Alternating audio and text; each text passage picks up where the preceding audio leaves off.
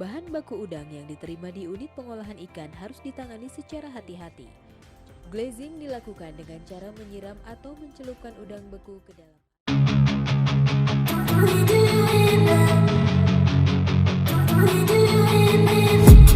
I've been dreaming on in my head like I've seen it. A life worth living is a life with meaning. I'll do what I love till my heart stops beating. I'm feeding this demon. Bismillahirrahmanirrahim. Assalamualaikum warahmatullahi wabarakatuh. Kembali lagi dengan channel saya, Aquaculture MSC. Baiklah, sekarang kesempatan kali ini saya akan membahas tentang proses pemakingan atau proses sebelum diekspor untuk udang Faname terutamanya, karena sekarang kan komunitas utama itu lagi hitsnya atau lagi boomingnya itu udang Faname. Jadi untuk dunia perikanan untuk sekarang ini produksi terbesar itu ialah udang Faname, dan salah satu produsen terbesar untuk udang Faname salah satunya Indonesia. Jadi sebagai masyarakat Indonesia kita berbangga hati ya kan, karena Indonesia merupakan salah satu produsen atau penghasil udang Faname terbesar, salah satunya di dunia. Kemudian baiklah, ini di video kali ini saya akan membahas bagaimana cara pengemasan atau proses sebelum pengemasan. Jadi video kali ini saya akan bahas salah satu, seperti saya mereview proses untuk pengemasan, yaitu proses sebelum pengemasan. Ini videonya saya dapat dari DKP atau KKP, salah satu channel YouTube-nya KKP, Kementerian Kelautan Perikanan. Jadi nanti kita bahas bagaimana prosesnya ini dari udang datang sampai udang itu dikirim, ya kan? Ya, jadi jangan lupa like, komen. Kalau ada yang mau ditanyakan silahkan komen, share, dan subscribe.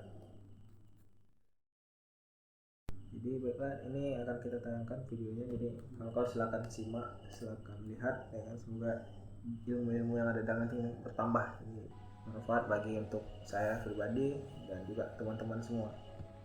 Jadi udang itu berasal dari laut, ada dari sungai, ya kan?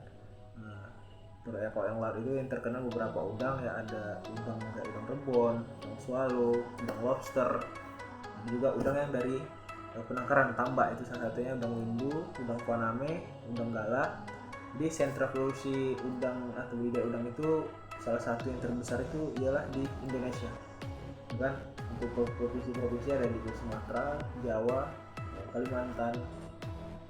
Jadi setelah proses penerimaan dari kolam itu dibawa ke pabrik, kemudian dipisahkan udang-udang tersebut sesuai dengan ukurannya, kemudian ditimbang melalui proses pengecekan segala macam.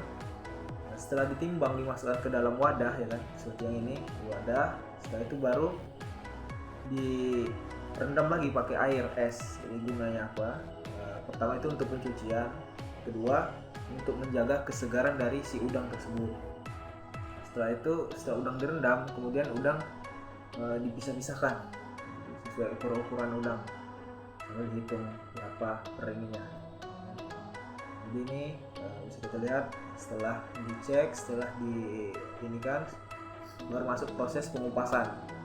Jadi udang tersebut itu dikupas. Ini banyak karyawannya dari PT ini, kontok PT mana, ya. Jadi udang itu dikupas, misalnya menggunakan gunting segala macam.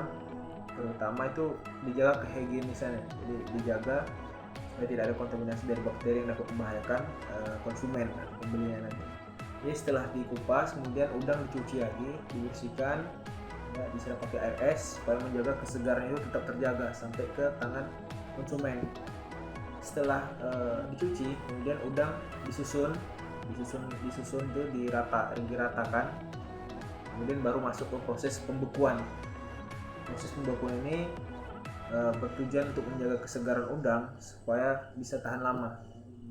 Jadi udang itu dijaga kesegaran, dibekukan sampai beku dengan suhu minus berapa, minus 40-an ya, sampai beku jadi kayak es batu.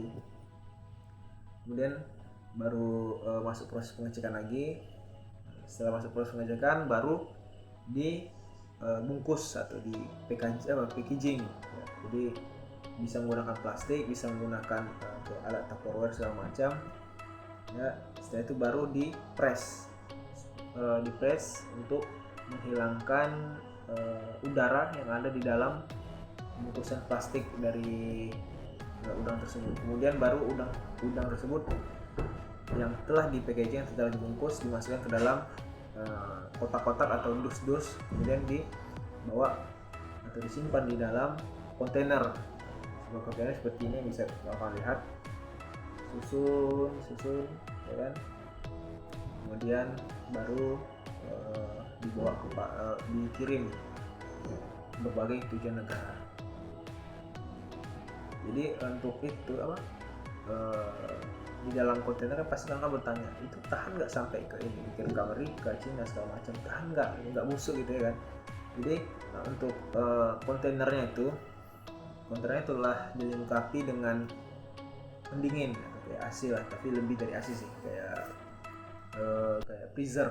Jadi suhu di dalam itu dijaga, ada alatnya dijaga, tetap suhunya tetap di minus berapa, minus 20, minus 40, supaya menjaga udang yang di dalam plastik tersebut atau di dalam kotak tersebut tetap dalam keadaan beku sampai nanti ke tangan pelanggan atau tangan konsumen. Setelah disampaikan ke minimarket, mall segala macam, sampai ke tangan pembeli. Jadi kesegarannya tetap terjaga. Jadi mungkin agak rumit ya kalau untuk ekspor, karena tiap-tiap negara itu mempunyai standar atau standar SOP sendiri untuk terutama bahan pangan ya. Udang ini kan salah satu bahan pangan yang digemari oleh masyarakat, bukan sekedar masyarakat Indonesia, tapi hampir seluruh dunia. Jadi standar untuk Uni Eropa itu standarnya luar biasa teliti ya. Jadi dari mulai asal udang itu asal dari mana? Dari laut kah? Dari tambak kah? Kalau dari tambak di mana? Apa nama PT-nya? Bahan-bahan apa aja yang digunakan untuk pembesaran udang tersebut? Pakan yang menggunakan pakan apa? Jadi itu diurut semua. Nanti setelah itu sampai ke negara yang dituju untuk ekspor, diambil sampel, kemudian mereka ngecek apakah ada bahan-bahan kimia yang berbahaya yang ada di dalam udang tersebut.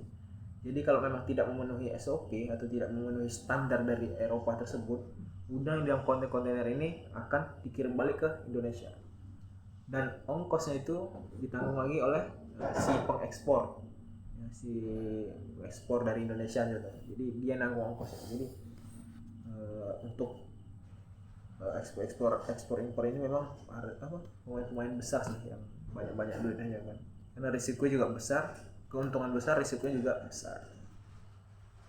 Jadi mungkin untuk pembahasan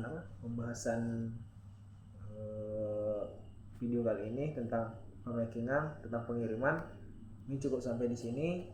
Bagi kawan-kawan yang masih bertanya-tanya atau bagi kawan-kawan yang masih kurang paham ya kan, ini sih Bang, itu masih kurang jelas gitu penjelasannya, silakan komen di kolom komentar. Jangan lupa bantu juga like, share, dan juga jangan lupa subscribe. Sekian dan terima kasih. Wassalamualaikum warahmatullahi wabarakatuh.